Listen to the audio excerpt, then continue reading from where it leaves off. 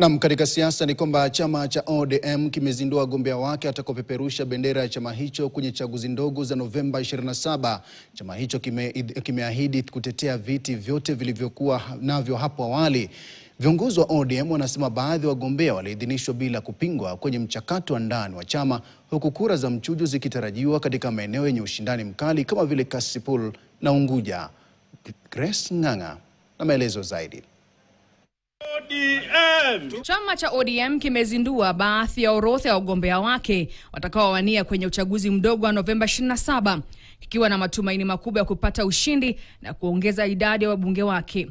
Viongozi wa chama wanatafsiri uchaguzi huu kama kura ya maoni kupima nguvu ya ODM, wakisema hawana nia ya kupoteza. It is our belief and hope that all the seats that were captured by ODM at the last elections ought to be retained by ODM. We will leave no stone unturned in every part of this country to campaign fully for the candidates that we have.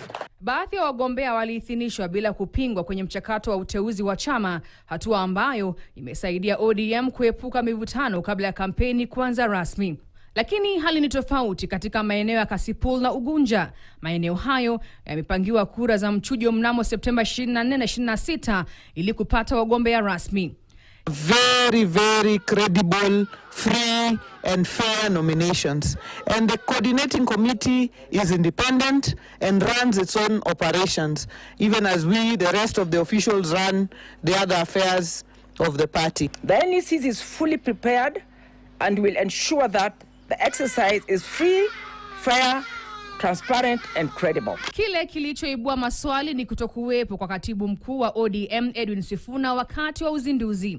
Chama hakikutoa maelezo ya sababu ya kukosekana kwake, lakini ilibainika kwamba alikuwa eneo la Githunguri akihudhuria hafla ya wakulima kama mgeni rasmi. Kukosekana kwake kunajiri wakati chama kinahitaji kuonyesha mshikamano. Well, I don't expect anybody in the broad-based to infiltrate ODM and try to muscle with ODM, because the fight is not going to be sweet.